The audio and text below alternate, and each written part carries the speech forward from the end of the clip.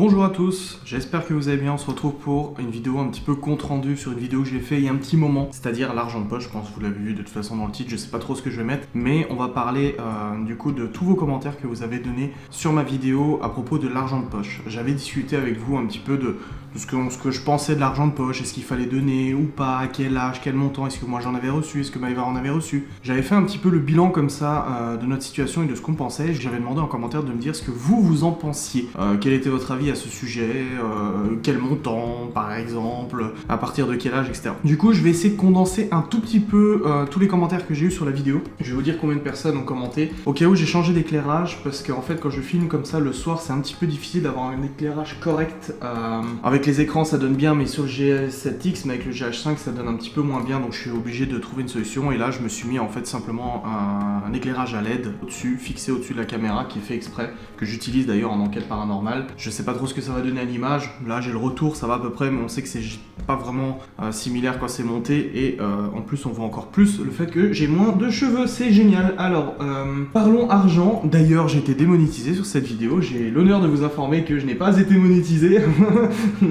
Je sais pas si elle m'a rapporté de l'argent ou pas, je vais vous le dire, hein, parce qu'elle a pas été démonétisée tout de suite, elle a été démonétisée après coup. J'ai dû dire un petit peu trop de gros mots, je ne sais pas, mais visiblement ça n'a pas plu. Alors on parle de thunes, est-ce que j'ai gagné de l'argent dessus? Ouais, j'ai gagné 30 €. C'est ce que je fais en moyenne sur une facecam, à peu près je fais environ entre 30 et 50 € par facecam, en fonction des vues et tout ça, donc j'ai quand même gagné de l'argent, mais j'ai été démonétisé après coup. Bon bref, c'est pas le problème, vous avez été 150 personnes à avoir commenté cette vidéo, je vous remercie pour votre participation, parce que du coup ça permet d'avoir un petit débat, d'avoir un petit peu un avis global. 150 c'est quand même pas mal, ça permet de se faire une petite idée quand même sur votre opinion en général, si tu veux. Alors déjà, argent de poche ou pas argent de poche? Je sais très majoritairement pour l'argent de poche, pour en donner à vos enfants ou vous en avez reçu dans votre enfance. Du coup là, le fait de pas avoir d'argent de poche, il y en a certains, mais comme moi, j'ai eu quand j'étais gamin, qui en fait ont juste besoin de demander aux parents, les parents donnent de l'argent et du coup ils peuvent sortir au cinéma, au kebab, etc. Comme moi j'ai eu. Mais c'est vrai que majoritairement on a quand même le fait d'avoir de l'argent de poche. Après on parlera du montant et tout ça, mais c'est vrai que ça revient très souvent et je pense que de nos jours, avec notre monde actuel, avec tous les services qu'il peut y avoir, tous les plaisirs, les divertissements que nos ados peuvent avoir,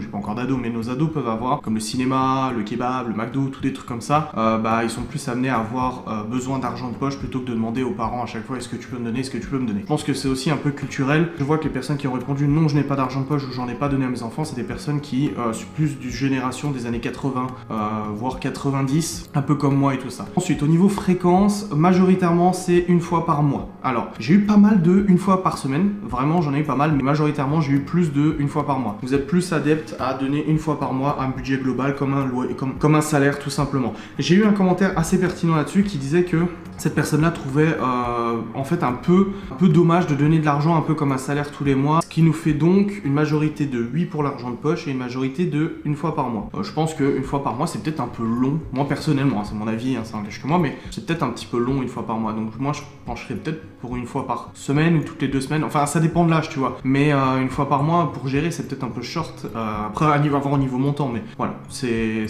comme je dis, c'est mon opinion. Ensuite au niveau du montant, ça dépend de l'âge, vraiment ça dépend de l'âge. Visiblement vous êtes majoritaire à dire que c'est à partir du collège déjà, donc à partir de 11 ans c'est ça? L'entrée au collège, Libye à 9 ans, 10 ans, 11 ans, ouais c'est ça, l'année des 11 ans, entrée au collège. Ça sera aussi le sujet d'un autre débat à propos du smartphone, téléphone, qu'est-ce que vous en pensez, mais en tout cas, à partir du collège, vous pensez qu'il est possible d'avoir de l'argent de poche, donc une fois par mois, majoritairement de l'argent de poche, et au niveau du montant, ça dépend de l'âge, mais visiblement au collège jusqu'en 3ème, donc 3ème c'est 15 ans je crois, 15 ou 16 ans, on est sur de l'à peu près 20 à 30 € par mois. C'est ce que vous estimez donner à vos enfants ou ce que vous estimeriez donner à vos enfants. Pour ceux qui n'ont pas encore d'enfants mais qui se posent quand même la question, on est sur du 20-30 € par mois, qui rapporte à presque 300 balles par an. 20-30 € par mois, tu te dis quand même le gamin, s'il mange tout seul au kebab, ça lui coûte 5-6 balles avec la boisson. S'il a envie d'aller au ciné, par contre, on voit les prix des places de ciné. Bon, il y a toujours les tarifs réduits, moi j'en sais rien parce que, pas le tarif réduit, mais je crois qu'on peut être dans les 6-7 balles à mon avis au niveau du ciné. C'est vrai que 20-30 € ça lui permet voilà, d'avoir une petite sortie ciné, un petit McDo,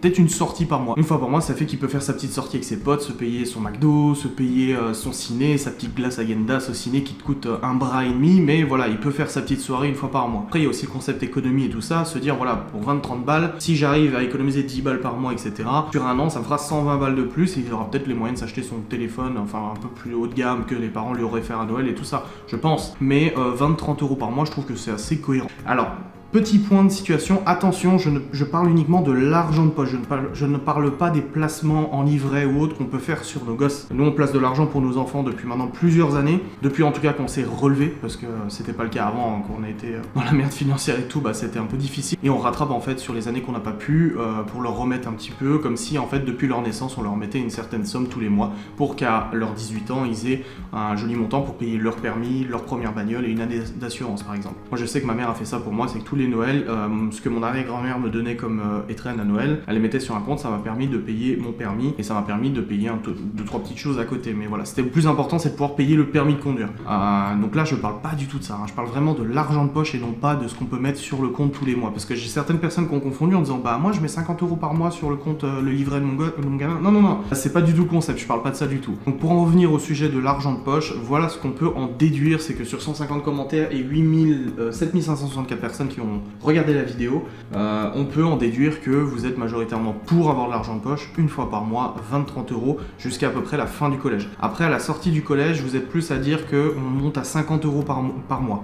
50 euros par mois, c'est quand même un sacré budget, parce que par exemple, nous on a 4 gamins, s'ils sont les 4 au lycée, du coup après 15-16 ans, ça nous fait du 200 euros par mois d'argent de poche. Mais en même temps, avec ces 50, ils peuvent se payer leur carte de bus, je sais pas. J'ai jamais été dans ces situations-là, et Maëva, en fait, à l'adolescence, enfin après ses 16 ans, elle touchait une pension de sa mère, parce que sa mère, voilà, n'avait pas la garde de Maëva et de sa sœur, et elle recevait tous les mois une pension d'une certaine somme sur son compte bancaire. À Maëva, c'est pas son père qui la percevait, c'est elle qui la percevait personnellement. Ça lui permettait de payer un petit peu voilà, sa carte de téléphone, ça lui permettait de payer, parce qu'à ce temps-là, c'était des cartes de recharge de téléphone, voilà, son bus, et trucs comme ça et tout ça, et ça lui faisait de l'argent de poche tous les mois, et elle mettait de côté, et je sais qu'à l'époque, elle mettait de côté pour qu'on aille à Disneyland, des trucs comme ça. Elle était très économe, Maëva, ça a toujours été quelqu'un de très économe. C'est pour ça que là, vous voyez qu'on achète ça, un téléphone, machin, etc.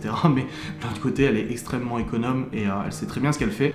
Mais voilà, elle avait de l'argent de poche, moi j'en avais pas, elle en avait, et ça lui permettait de faire des économies, de dépenser dans certains budgets, etc. Donc quand t'es ado, que t'arrives à 16 ans, que t'as 50 balles par mois, bah je sais pas trop, mais moi, je trouve que 50 balles c'est un bon montant. Je veux dire, si on part du principe que les parents t'achètes tes besoins, c'est-à-dire tous tes crayons, stylos, machin, cahiers d'école, machin, livres d'école et tout ça, que c'est toi qui l'assumes, que tu lui achètes son gel de douche, enfin, tu l'entretiens quoi le gosse, ce qui est normal, et que cet argent sert uniquement pour ses divertissements, ses distractions et ses petits plaisirs, à 50, je trouve que c'est pas déconnant. Après, c'est sûr que si tu te retrouves à avoir 10 gamins à la maison, ouais, ça te fait un sacré budget, donc là, tu y réfléchis peut-être à deux fois. Mais voilà, au niveau de l'argent de poche, je suis très content d'avoir eu ce débat avec vous, parce que je me posais la question et je me suis dit, mais c'est con, on a quand même une communauté derrière qui peut nous y répondre. C'est peut-être pour ça que je suis démonétisé, hein.